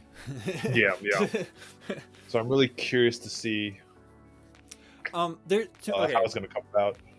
So besides the multi-bulb interface, which literally cuts down on a lot of the tedium that we had, because if you look at everything before the vortexes, and I'm pointing this out in my video as well, what is the one thing all of them share? Is the user interface. One bulb. Right. That one bulb is the only thing you have, and that's the only way you're going to interact with the programming, right? Having essentially 8 to 10 bulbs now make that so much easier to go into and allow you to have such a wider palette. Like, if you really think about it, what was the most colors that we had available to us, excluding the Spectra app? I will exclude that. Built in, we had like what, 40, 45 colors. I want to say 40 colors, maybe 38. The Atoms had 40 colors. Okay. The SE Atoms had 40. Yeah, let's just go with 40 colors as like the round number because it just makes it easier for me. We went from 40 to over 100 just by adding more bulbs to use as an interface. You know what I mean? Yeah, and it's also, in my opinion, super easy to teach. Like, I taught my friend who bought a set of vortexes after, like, he asked me a bunch of questions. Mhm. And we just sat down in Discord for like half an hour. And for half of it, we were really just, chatting the shit, catching up with life. But, I taught him, like, what each of the different functions do. And, like, when I explained to him, like, the method behind that madness, like, it was just like, oh, this makes a whole ton of sense. And it does. Wait, like, who bought them? Juddy. Oh, he So- bought vortexes? Mm-hmm. He got Dang. some of the first like two. He got 2 batches out now, right? Yeah, I think he just got his. I think he got his with the second. He just, batch. yeah, I think he just Yeah, released so- the second. So for me and Josh, for audience context, we have the early access. That means Yeah. that we were the beta Patch testers and 0. stuff. Yeah, we were patch 0 essentially. At the time of this recording, if I remember correctly, he's gotten 2 official release patches out. Mhm. So purchase and everything. He released the other one last week. So the thing that I will certainly say is that with this interface setup, it makes it a lot easier to teach people because you're able to look at the colors. The thing that I introduced to him, because I told him this is only in color programming, didn't need to be for flash pattern, just color programming, was a go back feature. So like, say you choose a color, you choose the saturation, and you're looking at the brightness, and then you decide, you know what, I don't actually like this color, I want to move over a color. You can actually go to the thumb to go back to your saturation, to go back to another color selection. Right. And I told him, I was like, because Glovers never had the option in the programming to window shop. They only had to use the pamphlet that it came with. And as much as everybody's like, yeah, it shows you your colors, what you see on your pamphlet is not going to be the same as what you're seeing in person on the keyboard. Right. Because the Right. light- It's like a representation. It's not accurate. Yeah, so I told him, I was like, Glovers like window shopping their colors, and if they have the ability to sit there and have, especially with the multi-bulb interface, to sit there and just look at their colors and actually like go back and like fine-tune their color selections, it's huge. It is so huge that people don't realize how big this is. Other thing as well that I also point out as like a major key point that people need to take away from the vortexes is interchangeable replaceable parts. Like, we have never had that available to us, like on any of the other microlights. You can't, oh, my blue diode's dying out on my bulb on my Chroma controls, let me just remove it and put a new one in. We never had that available to us. We now have that available to us, so it allows somebody to be able to buy into an expensive product and not be like, oh no, it broke, now I have to replace the whole thing for the same price. You know? It's like Yeah. a smart car, dude. Yeah, I'm really interested to see like how like the tethered glove set market really like pans out, because like again, like so many opportunities for accessories and stuff like that. But I also see like that pack in terms of like iterations and stuff like that. I kind of see it the same way like the GoPro is right now, because like it's kind of like with how Dustin said, like bare minimum a GoPro 5 you can get by, it's not going to be perfect, but you can get by with a GoPro 5. We're at the 10 Because now. the thing that happened with GoPro is like when they would release their lines of cameras, right? They would release Silver and black, right? they would release black, silver, and white. Okay. Yeah, there were 3 different versions that they would use to release, and like black originally was referred to as I think plus or something like that, because like you had a GoPro whatever number hero and then a GoPro hero number plus. And what the differences are is like the silver and the white are very entry level, like bare minimum, like you have your you can record in like a set quality at a set FPS and you can't change anything. You literally cannot change anything except for you can't change anything. And then it's like if you wanted to use it's like if you want to use super view, it's locked to that those camera settings. Right. If you want to use different camera settings, it's locked to a different angle lens and stuff. But then when you have the Black Edition GoPros, it allows for you to have basically full access to your camera. Like you can adjust your shutter speed, your FPS. There are some limitations within certain camera qualities and FPSs, but like the fact that I can adjust the shutter speed on my little action camera, as well as the minimum and maximum ISO, as well as, you know, the frame rate. Like these are all things that you can do with a DSLR. Right. In a camera that fits in the palm of your hand, right? Like that's absurd. But them advancing on that technology and like making it better and better for each thing were very small steps each time, which is, I guess, where you were going with it. Yeah, but that's what I mean though, right? Is like you like someone getting into like that Vortex ecosystem in the future has that choice, you know, of like what parts they want. Like maybe what matters to you most are the fingers, you know. You don't really care about having like the most advanced pack, you know, so you'll buy the cheapest pack, but you'll get the most expensive fingers, you know. Maybe you do need an accelerometer, so you'll get the right pack that'll allow you to have that, you know. But you don't care about the advanced fingers. Exactly. You just want the like the basic. You want the most basic fingers, you know, like the original, so you can just pick those up. Not only that, being capable to actually have accelerometers on fingers and on the pack. So when you're actually doing technical movements with your fingers, they're changing, but then when you start moving your hands, they completely change into a whole different set. So you can actually separate different mode dynamics of accelerometers based on what if you want it done by your fingers or done by the pack. So again, a whole new design space just by expanding where we are setting a lot of the technical applications of stuff. You know, having an onboard chip, having different little chips on your fingers, actually having maybe something sitting on the wrist. Like there's so much new design space that gloving never really had open to it before when the Vortexes came out. You know. Yeah, exactly. Is all of the accelerometers on your fingers and stuff, like stuff that we're talking about in theory, or is this stuff that Shane is like actively trying to?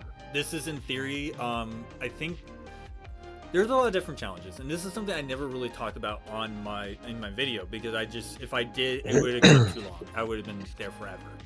But some of the things that I want to point out where is now our new challenges when it comes to this design space is conjuring features. Conjure is not necessarily there in the traditional sense of how people know conjuring to be. Right. So we have the tech known, I call it the rover button. People call it the remote button. You can call it whatever you want. I like calling it the rover button because you can literally put it anywhere, so it roves around. Ugh, you're the worst. It allows you to mode change all your lights at once, which is great because you now have pulsar phasing so easily accessible to people that they don't have to practice learning how to change all 10 lights like how it's traditionally done. You know, and I even have a video. I never understood how people do it, dude. Like, to me, it's because they have enough muscles in their fingers and their hands to actually be able to push on it. I don't. There's too much of a cave in on my hands to actually do it properly, and also finger strength. But with the rover button now, you can actually sit here and actually have your fingers in front of your viewer and change in front of your viewer. Like for me, I have my buttons on the top of my thumbs right here, as I have the lights underneath, because then I can go like that, right? I can actually sit here and make it look like I'm just doing a cage, but literally have my fingers pushing on the buttons and changing right in front of you. Now, there are new challenges to that because certain modes, if you phase between modes, is too subtle that it's not going to be picked up by your viewer very easily. You know, and that's something that like me and Scotty even talked about. So I even told him, I was like, it's actually kind of important to hide all your lights before you make the change, because they need to have that stark contrast. That kind of like palette cleanse, I guess. Yes, you gotta clean the palette and then show them a new palette. You know, that whole, like, you know how there's those sand artists where they throw a bunch of sand on a white sheet that's all white lighted up, and then they make their art, and then they wipe it all away, and then they make something else. That's the idea. The other thing as well is that we can't sit here and change and turn off each individual light because of how the motherboard is configured. So the way it's set up is it does it in a series and not parallel, basically. So if you interrupt one light, any light in the sequential order are also going to turn off. So if I turn off my index finger, my middle ring and pinky will turn off as well, and my thumb will only be on. Now, does this offer a way for us to come up with a different style of gloving in that fashion of conjuring? Yes. I would actually be very interested to see it, because it'd be very interesting to see somebody go, I'm going to just click my ring finger off so I have these lights on, and I can actually do stuff like this and have the other lights turned off. Turn them back on again, interrupt all the other ones. So it allows people to sit there and think of a different way of operating their lights. But I know a lot of conjurers are going to want all my lights off, turn this on, turn them off, turn this on, turn them off. You know, they want that ability again. We're not there yet. So that's one major challenge that the vortexes are facing. Yeah, and that's the downside because of how strictly how it was engineered, you know, because it, like you said, it's all the lights are in series and not parallel circuit. So yeah, he would have to start from the very beginning, you know, in order to like redesign the system so that it still operates the same, but also allows for that functionality of turning each light on and off individually. Yeah. So again, since we're now in this new design space, and plus, I also have to tell people to keep in mind that Shane's not a glover; he is an orbiter. So he didn't have the, I don't want to say the foresight, but he doesn't have the field experience as opposed to like Josh, myself, you, Mckinnley, Joe, anybody from the Amazing Lights. He doesn't have that, that field experience with it firsthand. So it didn't really cross his mind. And it's totally understandable. Well, the thing is, so like the slight tangent of all this is like, so Conjuring is more so, it's a concept that was birthed from just how the technology operated, right? So it's not something that people immediately think of when they think about designing chips, because it's, with a standard chip, it's already there. It's already there. Even if your chip is simply an on and off chip, right? Conjuring exists there. Yes. Yeah, so that's actually something that I've thought of. Like, Peter, you're talking about, is there still a space for programmables to be improved? And you said yes. One of the things that I think could be improved is like making microlights specifically designed for conjuring. Mm-hmm. You know what I mean? Like making them more comfortable for conjurers, having features that conjurers specifically would enjoy. Now what would those be? I don't know. I'm not a conjurer. I tried it once and I looked silly. So So like in order to make any chip designed for conjurers, you just need the conjure mode, which is where they lock it to whatever mode and you're allowed to turn it on and off. And then the comfort part just comes down to like the external stuff, which is stuff that like Kurt at Glow LEDs does in terms of like printing comfortable casings and stuff. Yeah, and that's where I think in terms of design space for accessories, that's where certain styles can actually get customized casings to help facilitate that. So again, Conjuring is a really great example. The other thing as well is that there are different types of conjuring effects out there. We have multi-mode conjuring. We have, as I like to call it, the Nova conjuring, which is basically like the iNova timer, which, if I remember correctly, the Spectras have that feature available to them, is an iNova timer. Which to me, as rudimentary as it is in terms of gloving for gloving history's sake, it is still one of the most distinct dynamics of how to go about conjuring effects is using the iNova timer. Because if you think about how you go about your movements and doing your things, you just gotta wait a little bit longer or a little bit shorter to actually do a different effects.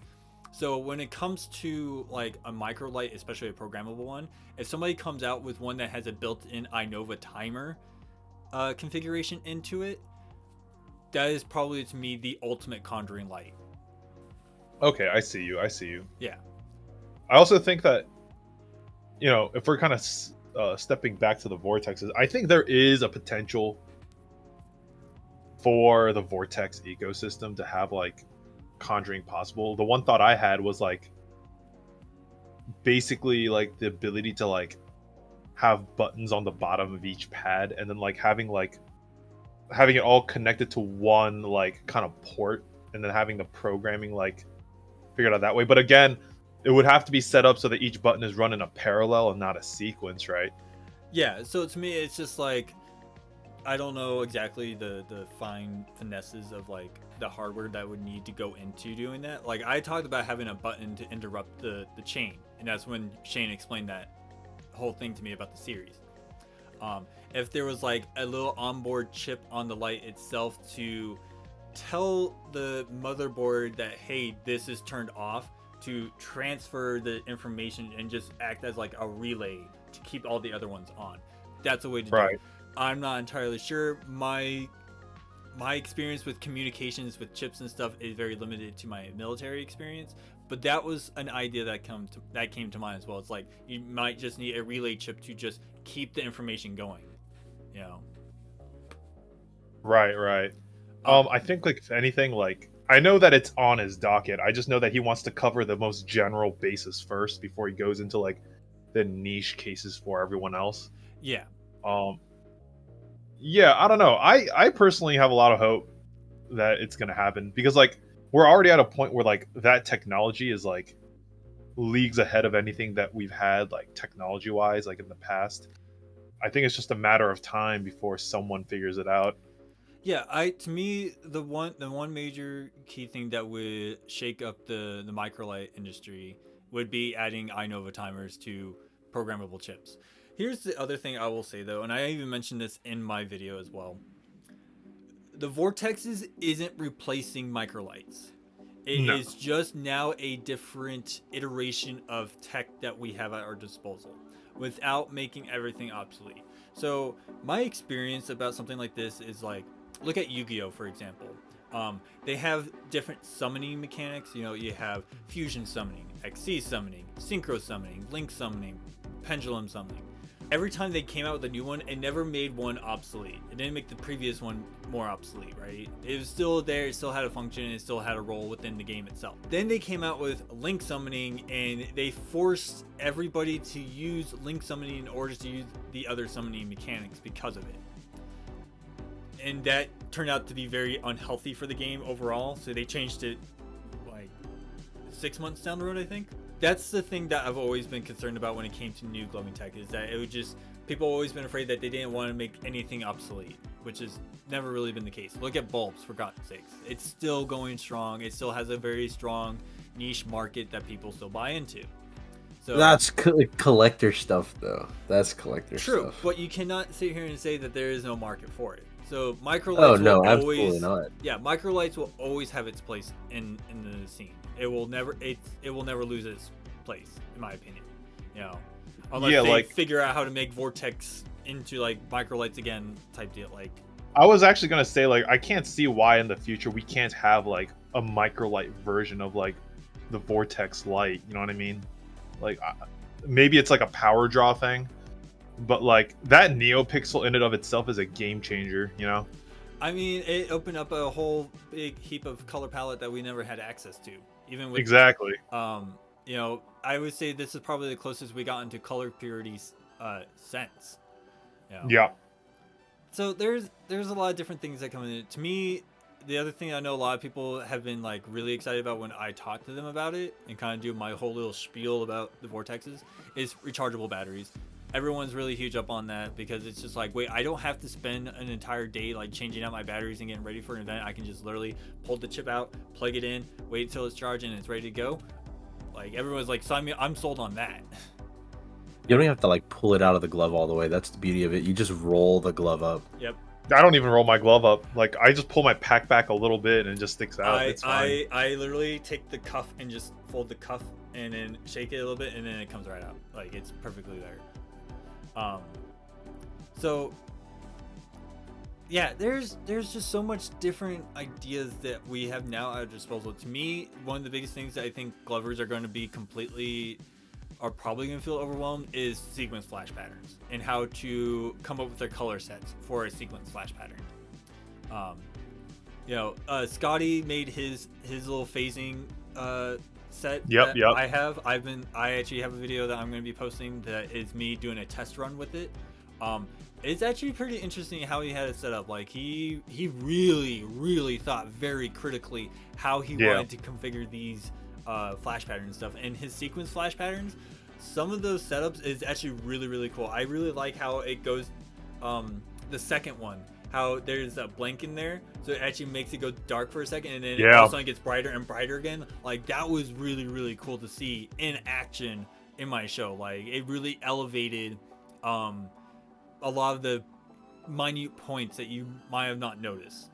Like, it's dramatic, like moment of darkness before like you see what's behind the curtain. Yeah, so there's this whole different design space that we have at our disposal. We can have these different ways of how flash is happening. You can actually have like a pattern happening just by keeping your hand there. So the viewer can be watching something just by doing this and keeping your hand still. You're literally seeing like a light literally cycle through the other fingers, and that's all you have to do is just keep your fingers there. So there's now this idea that you can sit there and be like, hey, I can actually make this sequence flash pattern look really good for my digit scales, and actually have these really cool digit scales being showcased through the sequencing. I think that you guys could do like the after hours talk and bring Mckinnley in and talk about the vortexes more, since you three have vortexes and I don't. Right. Like, because the vortex is kind of like where we end this discussion on gloving technology, because like, we've caught up. You know, this is where we're at right now, and in all honesty, there's nowhere else to go but up in this. Like, I mean, I can see other companies coming out with their own iteration. Like Amazing Lights can technically come out with their own iteration of it. Is it going to be as good as the vortexes? Who knows? But I mean, like, even like the design space on the motherboard itself, like just making it different shapes, is going to be a huge thing for people, because then I even already thought of like what it would look like if you used a pentagon, right, as your shape, because then you can have. I would love a triangle, like going this way. Yeah, upside down triangle. There's different design space just on hardware alone that you can actually still have like creative. I would want a rhombus. A rhombus. That would be interesting to see as well. So, the other thing as well, like this also opens up the idea to somebody to be like, attempt to make the recharge pack again, but have replaceable parts. Not only that, have the interchangeable parts where you can actually change the battery size on the thing. Like, oh, I'm gonna use this for my nano size, I'll put the 1225 strap on there. Oh, I'm actually gonna use my Micromaxes, I'll use, what is it, 1620s I think it uses, 1660s, something like that. 1616s. Yeah, so you can literally just change like which battery operation you can use just by changing out the parts, and still have interchangeable parts where people can actually still replace the parts that they need. I think the likelihood of people making e-charges though is unlikely, because the investment that goes into e-charges versus like the profit margin, like you're probably better off selling batteries, like at least Amazing Lights, right? Because they're the ones with the capital to like really do e-charges, and they're the ones that did it first. Like, why would they do e-charges when they would just make so much more money by selling batteries? Yeah, especially to normies on Amazon who are using them. Yeah, for their fucking like watches and shit.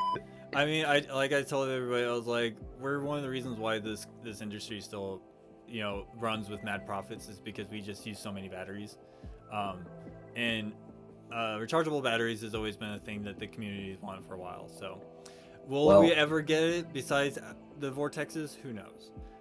Think about how long it took for us to get electric cars, bro. That is certainly true. They straight up killed the dude that did the hydrogen car.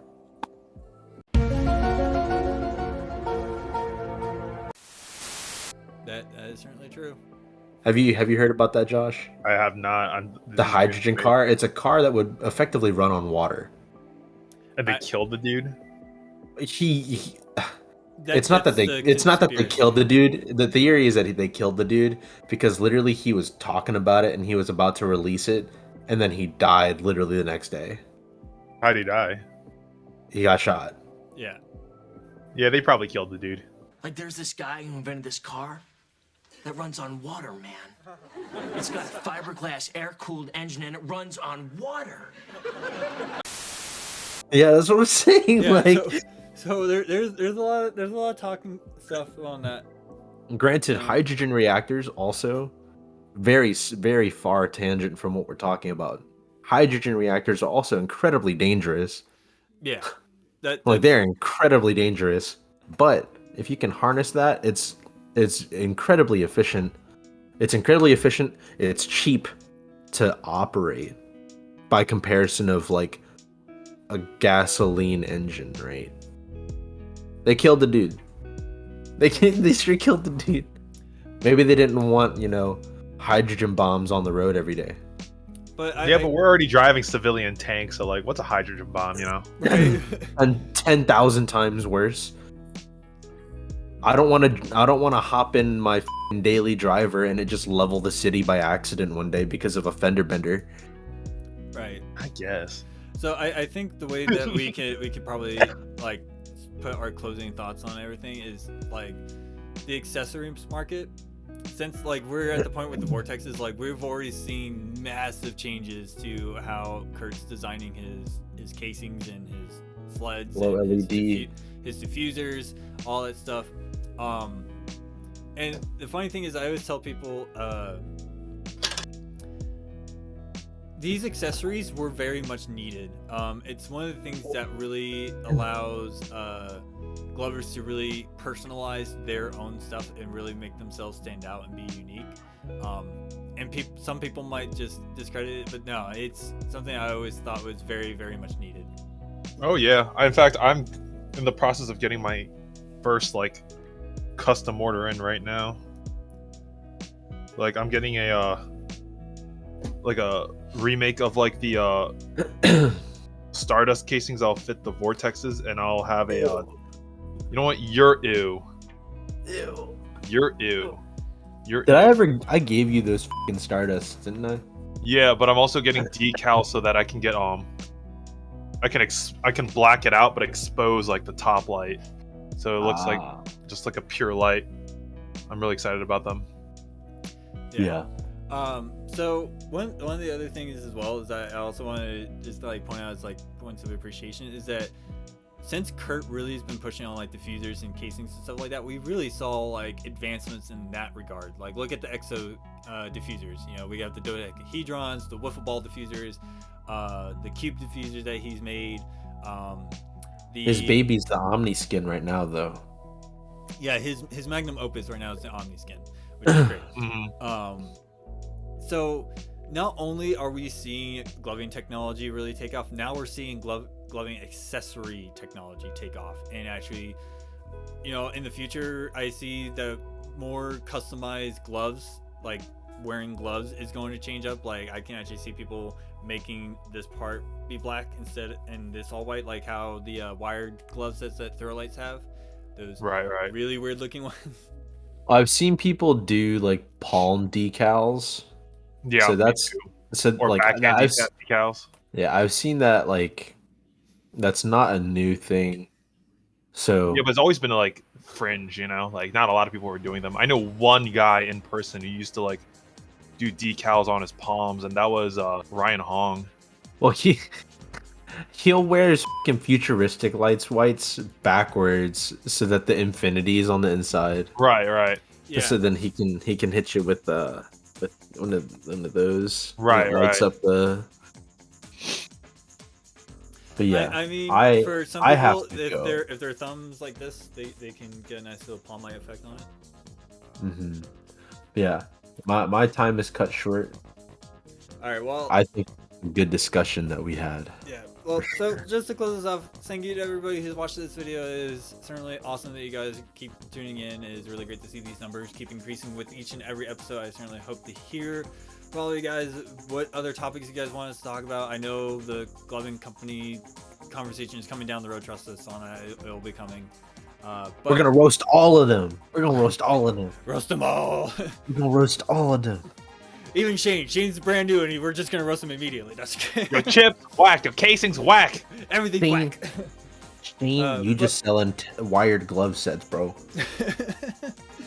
So, of course, you guys know where to reach us. All of their social media is going to be linked in the description down below. Do not hesitate to go click on, give everybody a follow, like, share, subscribe to the channel, like this video, share it everywhere you can. Please spread the word that what we're doing here is trying to just bring more conversations about gloving to it. Other than that, I certainly hope you guys enjoy what we had to say, and we will catch you guys all in the next one. Bye! Rick and Morty reference. Use code SNAPS at Glow LED. Time to go, Morty. Where? The Pentagon. Got him. Got him!